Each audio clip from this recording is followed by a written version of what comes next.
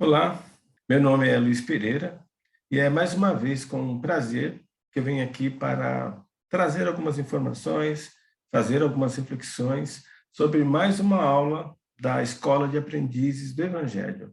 A aula de hoje é a aula de número 70, que tem por tema as epístolas de Pedro, João e Judas. As demais epístolas, as epístolas paulinas, as epístolas de Tiago, já foram vistas no curso. Agora chegou a hora da gente ver essas três epístolas, da gente destacar o que delas tem de importante. Bem, eu começo aqui colocando nesse slide o conteúdo do Novo Testamento. Como vocês já devem saber, né, a Bíblia está dividida em duas partes, uma conhecida como Antigo Testamento, que são os livros escritos antes de Jesus. E nós temos os livros que compõem o Novo Testamento, que foram escritos após a crucificação de Jesus. Então, os livros que compõem o Novo Testamento, é em número de 27, sendo 4 evangelhos e um de Atos, dos Apóstolos. Nós temos mais 21 epístolas, nós temos mais um livro de profecias, que é o Apocalipse. Então, no total, 27 livros. Os 4 evangelhos, nós temos 3 que são sinóticos, que tiveram a mesma fonte, que é o de Mateus, Marcos e Lucas. É nessa ordem que eles aparecem no Novo Testamento. Mateus, porque foi um evangelho que foi dirigido, né, foi escrito para atender aos judeus convertidos da região da Palestina, da região da Judéia, Samaria e Galiléia. O de Marcos foi escrito para atender a necessidade dos cristãos que estavam em Roma, da primeira comunidade cristã de Roma. Lucas foi um evangelho confeccionado, né, para atender aos gentios convertidos, aqueles cristãos que não eram de origem judaica. E aí nós temos mais um evangelho, o quarto evangelho, que é o de João, que não é sinótico porque ele não tem a mesma base. Ele é um evangelho mais místico, destinado aos cristãos, a toda a cristandade, e é nele que Jesus é elevado à condição divina, de Deus na carne, de avatar do divino. Depois desses 4 evangelhos, nós temos, então, o livro dos Atos dos Apóstolos, um livro que a maioria de nós cristãos não dá muito valor, mas ele tem um valor imenso, justamente pelo fato dele nos contar como se deu o início do cristianismo, como se fundou, criou as primeiras comunidades cristãs, como que elas se propagaram, né, pelo Oriente Médio, pela Turquia, pela Península Ibérica, Itálica, pelo norte da África, enfim, fala das viagens de Paulo, é muito importante, né, para a gente entender como se deu, né, o nascimento do cristianismo, porque Jesus não fundou nenhuma religião, né, ele só trouxe uma visão diferente. Bem, aí nós temos as epístolas, que são em número de 21, pelo menos 21 é o número de epístolas que chegou até nós. Nós temos 3 epístolas que são atribuídas a Paulo, e nós temos mais 8 epístolas que têm outra origem, que não Paulo. Das 13 de Paulo, nós temos que 8 epístolas foram, 9 epístolas foram destinadas a igrejas. Romanos, destinado à cidade de Roma, à comunidade de Roma. Coríntios 1 e 2, destinado aos moradores da comunidade de Corinto, que ficava ali no sul da Grécia. Gálatas, a comunidade que ficava na região da Galácia, ali no centro, na região central da Turquia. Efésios, destinado à comunidade de Éfeso, que ficava no sul da Turquia. Filipenses, destinado à comunidade de Filipos, também na Turquia. Colossenses 1, Não, Colossenses um só, não tem dois, né? Colossenses, a cidade de Colossas, que ficava na Grécia, e a Epístolas aos Tessalonicenses 1 e 2, que é destinada à comunidade de Tessalônica. Um total, então, de 9 epístolas. Romanos, Coríntios 1 e 2, Gálatas, Efésios, Filipenses, Colossenses 1 e 2 e Tessalonicenses. 9 epístolas destinadas, né, às igrejas, às comunidades. Igreja aqui no sentido grego da palavra, assembleia, reunião. Aí nós temos ainda 4 que são atribuídas a Paulo também, só que o destinatário não são comunidades, não são igrejas, são papas. Os destinatários são pais da igreja, líderes das comunidades do início. Chegaram dessas cartas que Paulo escreveu aos papas, aos líderes regionais, chegou até nós 4, Timóteo 1 e 2, Tito e Filemão, totalizando aí 13 epístolas atribuídas a Paulo. Aí nós temos as epístolas que são destinadas aos judeus. Uma que leva o título de Hebreus, que era atribuída a Paulo, hoje sabe que não foi Paulo que escreveu essa epístola, porque ela foi escrita depois de Paulo já ter feito o desencarne, e nós temos a epístola de Tiago, que já foi estudada numa aula aqui. Esse Tiago não é o Tiago maior, nem Tiago menor. Acredita-se que seja provavelmente irmão ou primo de Jesus, mas ninguém sabe ao certo. Aí nós temos as epístolas que vamos estudar na aula de hoje, que são epístolas destinadas a judeus e gentios, judeus convertidos. Aí nós temos as epístolas de Pedro 1 e 2, as epístolas de João 1, 2 e 3, e as epístolas de Judas, que também não é um Judas Iscariotes e não é um Judas Tadeu, o apóstolo Judas Tadeu. Quem é esse Judas? Não se sabe. Se é um primo, se é um irmão, se é um conhecido de Jesus. Bem, fora os livros históricos e as epístolas, nós temos ainda no Novo Testamento, compondo o Novo Testamento, sendo o 27º livro, o livro de profecias, que é o Apocalipse, o livro da revelação, também escrito por João. João, então, escreveu 5 livros no Novo Testamento, né? O Evangelho de João, as 3 epístolas, João 1, 2 e 3, e o Apocalipse. Lucas escreveu 2 livros, o Evangelho de Lucas e o Atos dos Apóstolos. Paulo, né, tem-se hoje que ele escreveu, né, 3 epístolas, pelo menos as que chegaram até nós. Lembrando que epístola é uma espécie de carta, é um estilo de carta, que sempre se inicia com um cumprimento à comunidade ou aquele líder regional da igreja, esse cumprimento normalmente de 1 a 2 páginas, e termina sempre com uma bênção.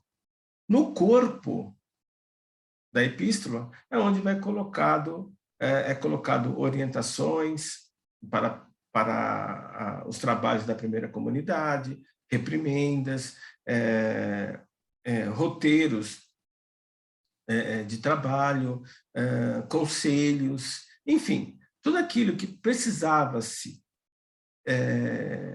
de ser padronizado ou de ser decidido, como na época as comunicações eram muito complicadas, eram feitas via epístolas, que eram lidas durante as assembleias, durante as igrejas. Lembrando que nos primeiros tempos do cristianismo, não tínhamos livros, a não ser a Torá, ou seja, os livros do Antigo Testamento para serem lidos. Não existiam os evangelhos. O primeiro evangelho, imagina-se que foi escrito por volta do ano 60 do primeiro século.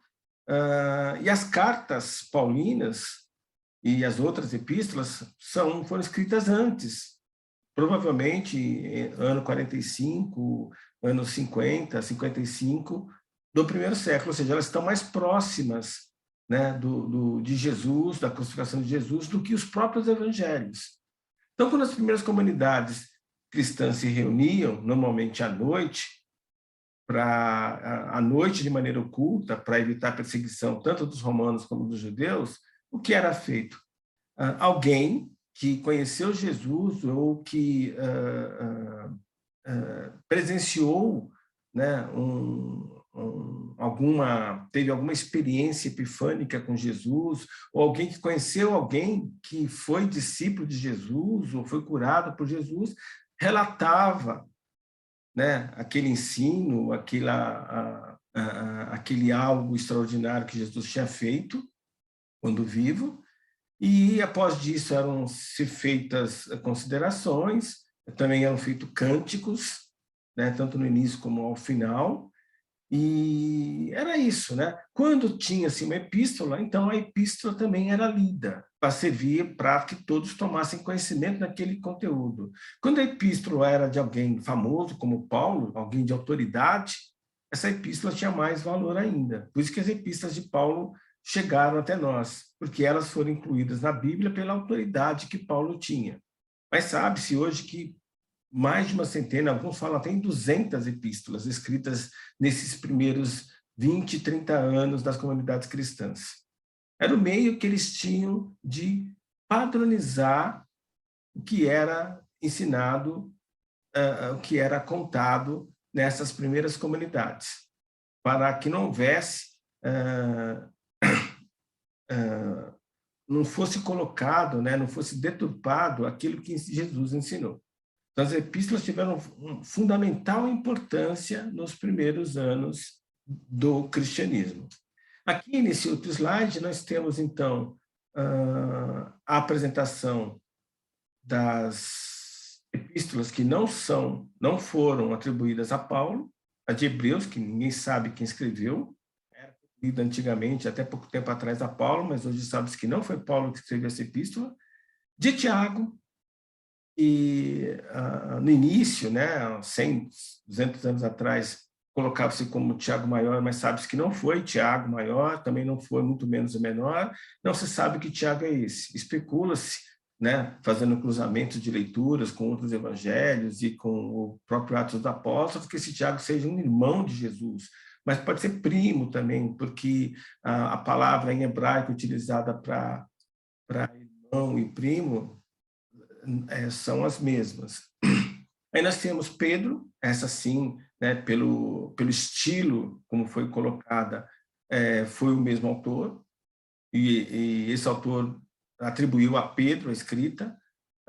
De João, nós temos 3, temos a terceira epístola de João, que existe algum questionamento se foi o mesmo autor, pelo estilo como ela foi escrita, e a de Judas, que também não se sabe que Judas é esse. Não é Judas Iscariotes e não é o apóstolo Judas Tadeu. Talvez irmão de Jesus, talvez um primo, talvez. O fato é que, nessa época de Jesus, era muito comum fazer-se uso de escribas. Então, alguém que tinha informação que queria que fosse passado para a posteridade através de um livro, ditava, o escriba escrevia, que foi ditado, e depois a pessoa que ditou pedia para o escriba ler o que ela ditou para ver se era compatível com o que ele queria passar na mensagem. Acredita-se que provavelmente o Evangelho de João foi feito assim, porque o João já, nessa época que o Evangelho dele apareceu, tinha aproximadamente 90 a 100 anos, então provavelmente ele não tinha condições de escrita. Os evangelhos de Mateus e de Marcos, acredita-se também que não foram os apóstolos que escreveram, foram outras pessoas e que colocaram os nomes desses respectivos apóstolos. Mas, por todo o conteúdo, é atribuído, sim, aos apóstolos, e com poucas dúvidas de um ou outro estudioso, de um ou outro exegeta, as atribuições, tanto dos evangelhos como dessas epístolas, também firmadas como corretas. Sim, o uso de escribas é aceito também como de maneira natural, mas isso não invalida o autor. O autor só fez uso de um escriba. Mateus, por exemplo, Mateus era um cobrador de impostos, então ele sabia ler e escrever. Judas Iscariotes também sabia ler e escrever, porque era um comerciante da região da Judéia, era um judaísta. na verdade, dos 12 discípulos de Jesus, de acordo com a tradição, o único que não era galileu era Judas Iscariotes, que ele era um judaísta, era da Judéia. Os outros 11, tudo da Galiléia.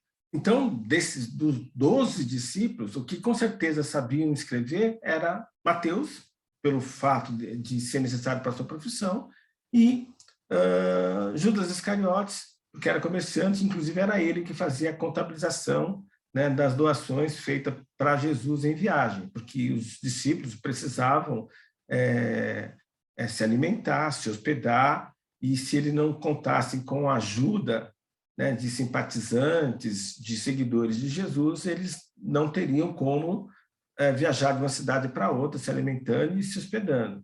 Então, quem contabilizava o dinheiro arrecadado era Judas Iscariotes. Vê que ele tinha uma posição importante dentre os discípulos. Alguns também comentam que provavelmente Tomé também sabia ler e escrever. Tanto é que tem um evangelho de Tomé, por ser de origem grega. Já a confecção dos primeiros evangelhos, o primeiro a ser escrito não é o primeiro que está na Bíblia. O primeiro que foi lançado, isso está bem também firmado pelos estudiosos, foi o de Marcos, e não o de Mateus, como está colocado na Bíblia. O primeiro evangelho a aparecer foi o de Marcos, escrito por Marcos, que foi um discípulo de Pedro, ou seja, Marcos não conheceu Jesus. Marcos escreveu o evangelho dele baseado nas memórias de Pedro e naquilo que hoje os estudiosos chamam de fonte que muitos atribuem às anotações que Mateus fazia, né, durante a sua vida, a sua vivência com Jesus. Então, como ele estava acostumado a fazer contabilizações, a fazer anotações, né, ele fazia uma espécie de diário, né, de tudo aquilo que ele viveu com Jesus. E essa fonte, chamada fonte que, né, foi utilizada por Marcos para fazer o seu evangelho. Aí o evangelho de Mateus foi escrito provavelmente por algum discípulo de Pedro, ou até mesmo Mateus, mas com base nessas anotações, nessa fonte que, mais no que Marcos tinha escrito, e aí temos o Evangelho de Mateus. Por isso que o Evangelho de Marcos e de Mateus tem muita coisa comum. E isso acontece também com o de Lucas, que veio depois. Lucas, que foi amigo de Paulo, discípulo também de Pedro, também não conheceu Jesus, ou seja, dos 4 evangelistas, só 2 conheceram Jesus, Mateus e João. Marcos e Lucas eram discípulos de Pedro, não conheceram Jesus. Mas Lucas era médico, tinha uma formação grega bastante forte, e falava, escrevia, né, latim, grego, provavelmente hebraico também. E ele viajou por todos os locais que Jesus esteve, entrevistou, conversou com todo mundo que conheceu Jesus, e com base nesse levantamento que ele fez, mas com base na fonte que, ou seja, nas anotações teoricamente iniciais de Mateus, mais do Evangelho de Marcos, mais do Evangelho de Mateus, ele fez seu próprio evangelho. Mas, como eu falei, esses 3 evangelhos têm objetivos diferentes, né? O de Marcos para atender a comunidade de Roma, o de Mateus aos judeus da região da Palestina, e de Lucas para atender os gentios, aqueles que não tinham origem judaica, mas foram convertidos ao cristianismo. João foi lançado muito tempo depois. Se imagina-se que de Marcos surgiu no ano 60, o de Mateus 65, 70 do primeiro século, e se de Lucas surgiu por volta do ano 70, 75 do primeiro século, o de João acredita-se que tenha surgido por volta do ano 90 até 100 do primeiro século. Ou seja, surgiu bem depois. E ele tem uma construção totalmente diferente dos 3, ou seja, esse livro, João não utilizou a fonte que. Ele deve ter escrito de suas memórias este evangelho.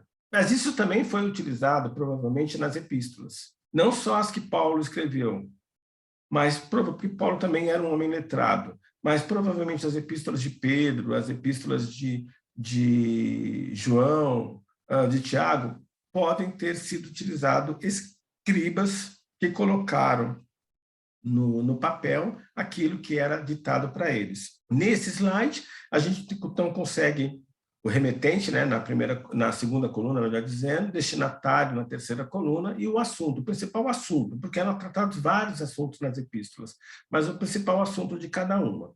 Pedro e de sua epístola. Então, Pedro era o líder, né, dos apóstolos, principalmente após a crucificação de Jesus. Ele era uma espécie de empresário, né? Então ele tinha casa em Cafarnaum, que era a principal cidade da região na época de Jesus. Cafarnaum era uma cidade cosmopolita, porque recebia gente de todas as partes, de todas as regiões da época, e porque por ela passava a Via Maris, que era uma estrada romana que ligava o norte da África até Damasco, na Síria. Então ela vinha passando pela costa e mais ou menos na região ali da Galileia, ela adentrava o continente e passava por Cafarnaum e seguia até a Síria. Então, por ser uma cidade de passagem com muito trânsito de negociantes, de viajantes, era uma cidade que tinha até o interposto romano para cobrança de impostos, por isso que Mateus trabalhava lá, e por isso talvez também que Jesus fez dessa cidade a sua principal cidade em termos de divulgação dos seus ensinamentos. Porque se nós acompanharmos as suas viagens, elas sempre se iniciavam, né, ou terminavam em Cafarnaum.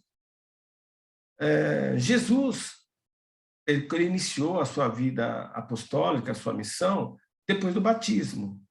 Depois de ser batizado no Rio Jordão, que era o rio que ligava a Galileia até o Mar da Galileia até o Mar Morto, ele foi batizado nas margens do Rio Jordão, mais ou menos na metade desse caminho, por João Batista, que era seu primo, esse com certeza um essênio, foi jejuar por 40 dias no deserto, e na volta, André e João, acredita-se que João era primo de Jesus, porque a mãe de João era Salomé, que era irmã de Maria, resolveram seguir Jesus. Eles eram discípulos de João Batista, seguiam João Batista, mas pela apresentação, por tudo que viram em Jesus e pela apresentação do João Batista, do seu mestre, eles resolveram seguir Jesus.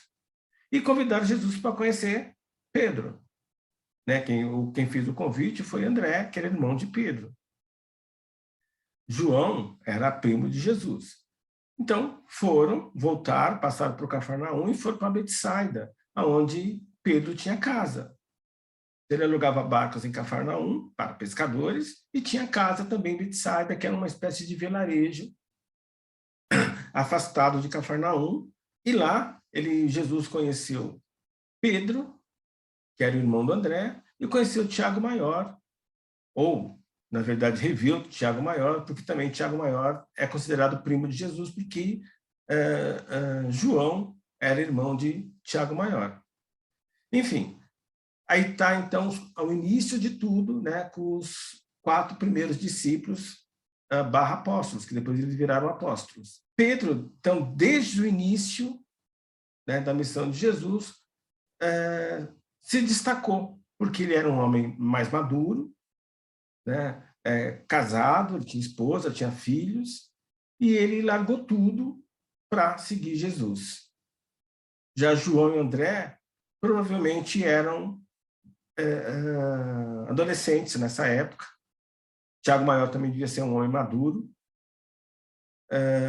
mas os 3 discípulos que são mais comentados durante todos os evangelhos são justamente Pedro, é o mais comentado, e depois João e Tiago Maior.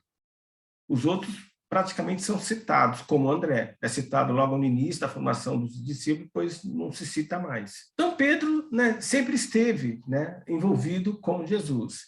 E essas epístolas de Pedro, acredita-se que foram escritas na época que Pedro estava em Roma.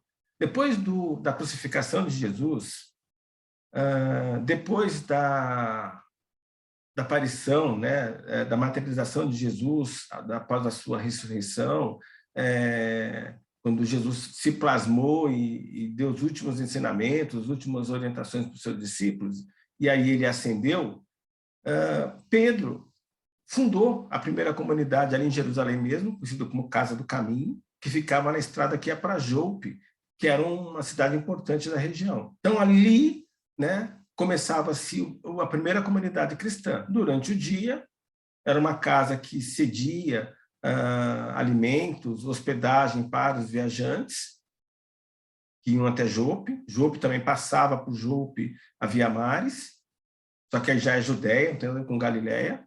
Além de ceder, né, hospedagem e alimentação, à noite, de novo, para escapar da perseguição dos judeus e romanos, era-se então feito a igreja, a assembleia, para se relatar os ensinamentos, os exemplos que Jesus nos deixou. Essa foi a primeira, né? Depois de alguns anos, foram se criando outras comunidades. Paulo participou muito dessa difusão. E, após um certo tempo, até por causa da perseguição, Pedro resolveu ir para Roma, a capital do Império Romano, porque ele achava que tinha que ali tinha uma possibilidade maior de divulgar o cristianismo. E em Roma, Pedro então pediu para que Marcos fizesse o Evangelho de Marcos, o primeiro evangelho que foi lançado. Quem foi Pedro? Pedro, então, ele era natural de Betsaida, como eu falei, um vilarejo, né, também às margens do Lago da Galileia, ou Lago de Genezaré. Era filho de Jonas e, como eu falei, era um comerciante, um empresário da época. Característica de Pedro: oscilante, humor oscilante. Às vezes ele estava otimista, às vezes ele estava depressivo. E sim, em várias passagens se percebe isso, como também nos Atos dos Apóstolos. Fé, era um homem, sim, que tinha fé, principalmente após a crucificação de Jesus. Ele fez da sua fé a sua força moral e até física para fazer o que ele fez. Ele empossado dessa fé e da coragem, ele divulgou, né, apesar de estar tudo contra, o que Jesus tinha colocado. Ele foi um grande médium de todos os discípulos apóstolos, né? E foi ele que mais fez uso de capacidades mediúnicas. Ele chegou até a ressuscitar, no Atos dos Apóstolos está descrito, pessoas da mesma forma que Jesus ressuscitou Lázaro. Ele levitou, ele fez curas milagrosas, enfim, né? Ele tem várias descrições de vários acontecimentos aonde ele, fazendo uso da sua mediunidade, realizou prodígios. E era humilde, né? Porque ele sempre, isso nos Atos fica bem claro, Atos dos Apóstolos, ele sempre fazia que a Assembleia decidisse, né, o que era melhor. Por exemplo, o caso que mais realça isso é se a mensagem, o ensinamento de Jesus era destinado só para os judeus ou se também era para ser levado aos gentios. De início, Pedro tinha a impressão, né, ele pensava que era destinado aos judeus. Mas depois, por influência de Paulo, de Lucas, ele acabou sendo convencido que a mensagem de Jesus era para todos. Mas ele não tomou essa decisão sozinho, né? Foi uma decisão que meio que democrática, feita por aqueles que faziam parte da cúpula da primeira comunidade cristã lá em Jerusalém. Então ele tem, né, duas epístolas. Na primeira epístola, o que a gente consegue destacar, né, são esses tópicos que eu coloquei nesse slide. Ele fala nessa primeira epístola sobre o nosso comportamento, e nossas obras é o que nós falamos e fazemos, então nós temos que nos comportar em acordo, em sintonia com um cristão, para que as nossas obras sejam reflexo desse nosso comportamento. Quem quiser consultar, está lá Pedro, capítulo 2, verso 12. Usar bem o livre-arbítrio, Então, a liberdade todos temos, né? Mas nem tudo, né, convém ser feito ou falado por um cristão. Maledicência, ele criminaliza aí a maledicência, que é falar mal de alguém, criticar alguém quando este não está presente, e a obsessão. Então, ele fala sobre a influência, né, que podemos receber de outros espíritos de maneira que possam ser negativas. Ele não fala exatamente com essas palavras, mas é o que dá para entender, né, lendo-se. Ou seja, de maneira geral, a gente tem que entender que obsessão não acontece só como boa parte de nós imagina, dos espíritos desencarnados em direção aos espíritos encarnados. Obsessão acontece em todos os sentidos. Sim, acontece do espírito que está desencarnado ficar obsediando um espírito encarnado, mas também o contrário também acontece. E um espírito que está encarnado ficar atrapalhando, né, o evoluir do espírito que está desencarnado. Principalmente quando acontece aquele desencarne de um ente querido e o ente que está encarnado fica pensando, sofrendo, chorando o ente que está desencarnado. Esse vínculo dificulta o espírito desencarnado a seguir seu caminho, porque ele fica ancorado, né, meio que preso por pensamento, por sentimento, aquele espírito que está encarnado. Então, acontece também no sentido contrário. E a obsessão acontece entre espírito encarnado com outro espírito encarnado, acontece entre espírito desencarnado e espírito desencarnado. Então, a obsessão é uma coisa bem genérica. A obsessão é uma influência com o espírito causando o outro, independente se ele está encarnado ou desencarnado. Lógica que Pedro não fala assim, mas ele fala das influências espirituais que nós temos que ficar atentos para não sair do caminho reto. Na segunda epístola, Pedro nos traz mais coisas para refletir.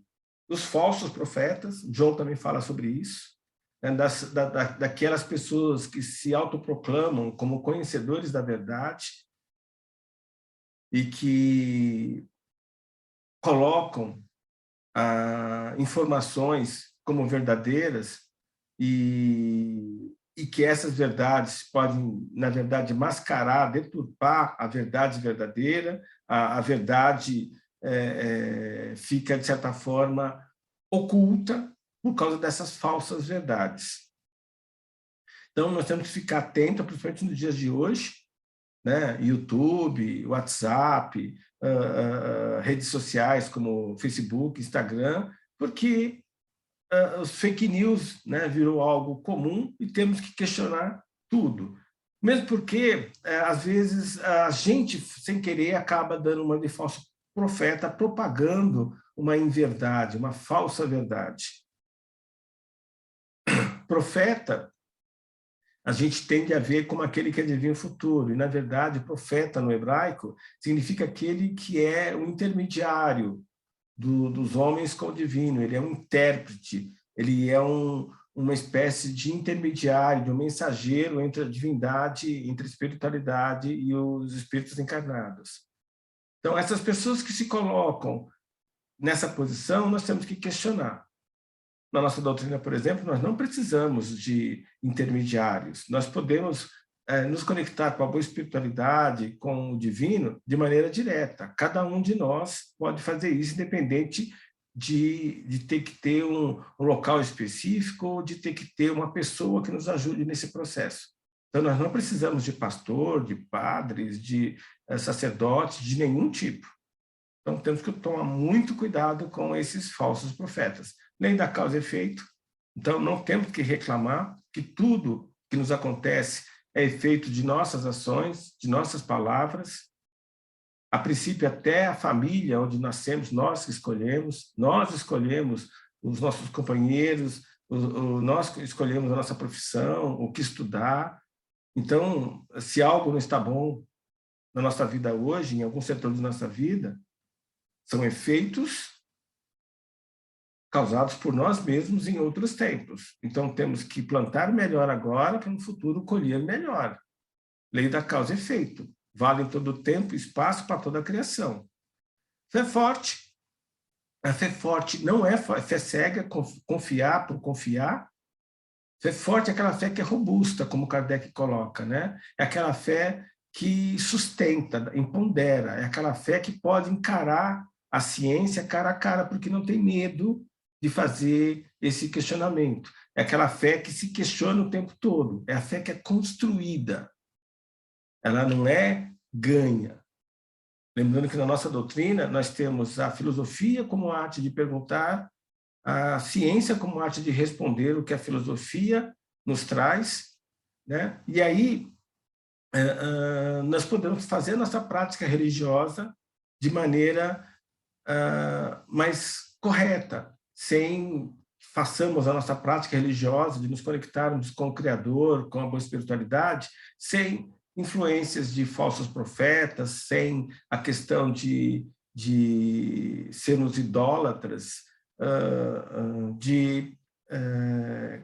sem risco de cairmos em falsas verdades. Então, a fé forte é aquela fé que é robusta, que é criada através da reflexão, do estudo.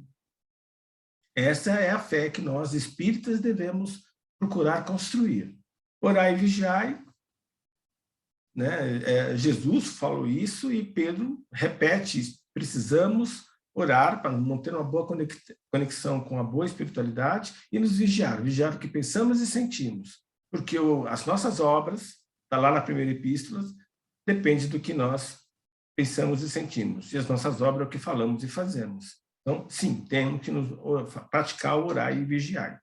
E na escola, né, de aprendiz do Evangelho, nós somos instados o tempo todo a colocar, a praticar esses conceitos que Pedro coloca. Né? Em várias aulas, esses assuntos que estão colocados tanto na primeira epístola como na segunda epístola, já alguns deles até já foram abordados, outros ainda vão ser abordados. A nossa escola entra fundo em cada um desses índices, na importância de cada um desses tópicos aí. Bem, e João? João, como eu coloquei, provavelmente era primo de Jesus, filho de Salomé, que era irmã de Maria, era dos discípulos de Jesus, era o mais novo, tanto que isso é textual, está no Evangelho. Quando Jesus, na cruz, ele pede para que João cuide da sua mãe, Maria, e é isso que João faz. De todos os discípulos, João fica ao lado de Maria, porque Jesus pediu, era sua tia, e ele só sai para o seu apostolado quando Maria faz a passagem. Aí, então, já idoso, é que surgem as suas epístolas e o seu evangelho.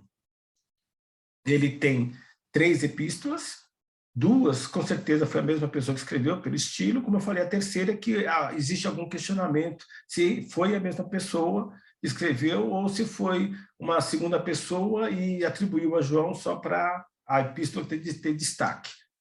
Então, ele fala de nossas imperfeições. Nós temos que ter essa consciência que nós somos imperfeitos, que nós precisamos nos trabalhar, ter a humildade, a modéstia de reconhecer isso. Jesus coloca isso na primeira bem-aventurança: bem-aventurados os pobres de espírito, ou seja, bem-aventurados aqueles que reconhecem suas imperfeições. Ele é humilde, modesto o suficiente para reconhecer que é imperfeito, que ele precisa se trabalhar, porque ele é pobre de espírito, mas ele pode ser muito rico de espírito se ele se trabalhar. Né? Então, João nos fala dessas imperfeições, da importância de reconhecermos essas imperfeições em nós e no próximo. Fala também da questão do amor como instrumento de empoderamento para vencer o temor. Imagina os discípulos na época, os apóstolos, propagando a mensagem de Jesus com judeus e romanos, os perseguindo pela forma como eles pensavam e pelos que eles propagavam. Né? Igualdade entre irmãos? Como assim? Romano, ouvindo isso, para ele era uma blasfêmia. Né? Porque o romano era um povo especial. E o judeu também se via como povo eleito do Velho Testamento. Então, como assim nós somos iguais aos outros povos?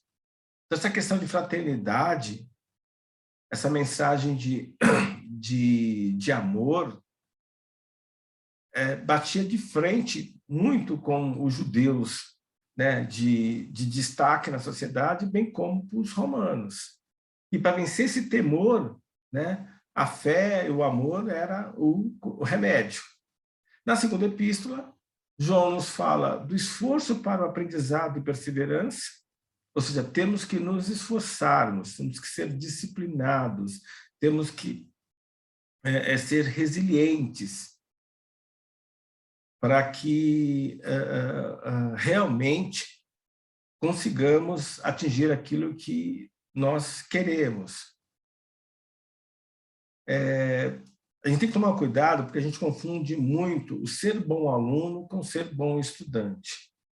Ser bom aluno não significa ser bom estudante. Ser bom aluno, por exemplo, da Escola de Aprendiz do Evangelho, é toda quinta-feira, né, ou toda quarta-feira, bem no dia da aula, estar presente, presencial ou online, ou seja, praticamente não faltar. Ser bom aluno é fazer os temas pedidos, é fazer a caderneta, é participar das caravanas, dos trabalhos assistenciais quando for o momento. Esse é um bom aluno de escola de aprendiz do Evangelho. E estudante, bom aluno ou bom estudante? Não necessariamente. Porque o bom estudante é aquele que estuda para a aula, para melhor acompanhar o que o expositor está colocando, e que depois da aula também repassa os assuntos. É aquele aluno que questiona, que procura outras fontes. Esse é o bom estudante, que também é bom aluno. Ou seja, ser bom aluno não significa ser bom estudante. Ser bom estudante significa ser bom aluno. E nós precisamos ser bons estudantes a vida toda. Porque informação é poder.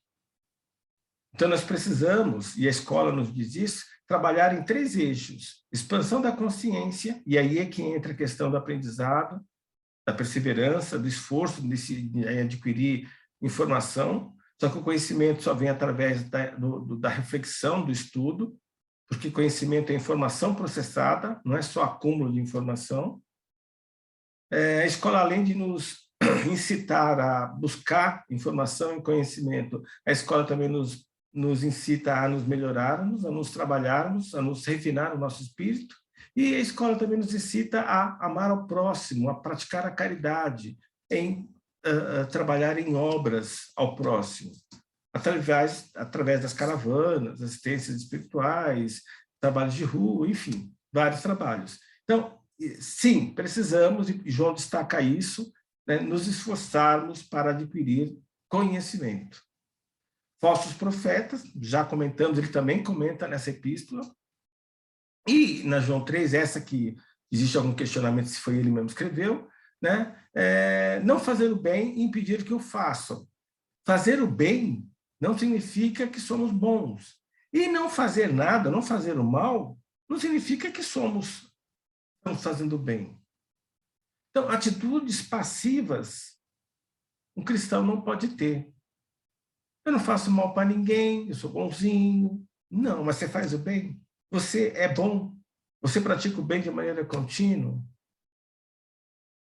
Ou seja, não fazer nada é praticar o mal. Em resumo, é isso.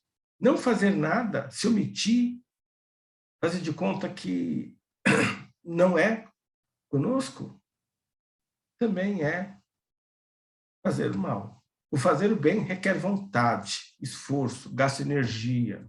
Não dá para fazer o bem de maneira ociosa. Viver em verdade, com verdade, em pensamento e em sentimento. Ou seja, se somos bons, temos que ser isso, né? Mesmo sozinhos, em 4 paredes, em pensamento e sentimento. Ele tem uma visão bem mística de tudo, dos evangelhos já coloquei aquele mais esotérico, mais místico, e vale a pena, né, nós lermos essas epístolas. Judas. Não foi Judas Tadeu, já coloquei, não foi Judas Iscariotes. Isso está claro hoje. Quem foi? Não se sabe quem foi esse João. Mas o fato é que na epístola dele tem coisas importantes também para a gente refletir. Falar mal do que ignora. Então, se não sabe, se não tem informação, se não tem base sobre aquilo que não sabemos. Emitir opinião sobre aquilo que não conhecemos é ser hipócrita, é ser pueril, é fazer o mal. Então, se não sabemos, não conhecemos algo, melhor não falar nada, do que praticar maledicência falando mal do que ignoremos. Fortalecer a fé mutuamente, ou seja, além de nós sermos uma pessoa de fé, uma fé robusta, construída, né, através do estudo, da vivência do cristianismo, nós precisamos fazer com que as outras pessoas também tenham essa percepção que a fé é construída dia a dia, né, que não tem café de graça. Bem, aí, né, o que é mais relevante sobre essas epístolas que não são as paulinas, né, as epístolas de Pedro, as duas, as epístolas de João, as 3, e a epístola de Judas. Aí, nesse último slide, eu coloco algumas coisas que nós devemos vivenciar, que estão nas epístolas de uma maneira geral, né? Algumas coisas estão em mais de uma epístola, mas que nós devemos refletir sobre isso. Estudar, participar das aulas de evangelização, ok. Estudar, né? Ter o hábito da prece. A prece nos empodera, nos torna íntimos da boa espiritualidade. Praticar o evangelho significa vivenciar o evangelho, né? Não é só ler, mas procurar interiorizar isso. Amar os nossos inimigos. Jesus não pediu que nós gostássemos do nosso inimigo, ele pediu que nós amássemos os nossos inimigos. Ou seja, eu não preciso gostar do que o outro pensa, sente ou faz. Eu preciso amá-lo. Praticar o bem. Isso é óbvio do todo cristão. Aprender a perdoar. Isso é difícil, né, no primeiro instante, mas depois que você entende a importância que tem para o nosso empoderamento em todos os sentidos, fica até uma questão de inteligência a prática do perdão. Não ter maledicência, já foi colocado isso. Ver o lado bom da vida sempre, com bom humor. Combater os vícios, transformando os vícios em bons hábitos. Trocar nossos defeitos por qualidade. E reforma íntima, né? Nos refinar de maneira contínua o nosso espírito. É isso. Espero que a mensagem que eu passei nessa aula seja que é importante, sim, nós lermos as epístolas. Não só as de Paulo, como também as epístolas de Tiago, de João, de Pedro e de Judas. Essas epístolas, junto com o livro Atos dos Apóstolos, nos dão uma boa ideia de como o cristianismo se propagou no início dos tempos cristãos e também nos traz diversos pontos para refletirmos sobre a vida que levamos hoje. Eu destaquei alguns daquilo que eu julgo mais relevante, mas é importante que cada um, né, faça isso por si. Como eu já coloquei, conhecimento é informação processada, refletida, pensada, questionada. Então, de tudo que eu falei, se vocês não vivenciarem, cada um por si, o tempo vai passar, vai acabar se, né, ficando esquecido o que hoje foi valorizado. E é isso. Que a paz e o amor de Jesus esteja sempre conosco. Até mais.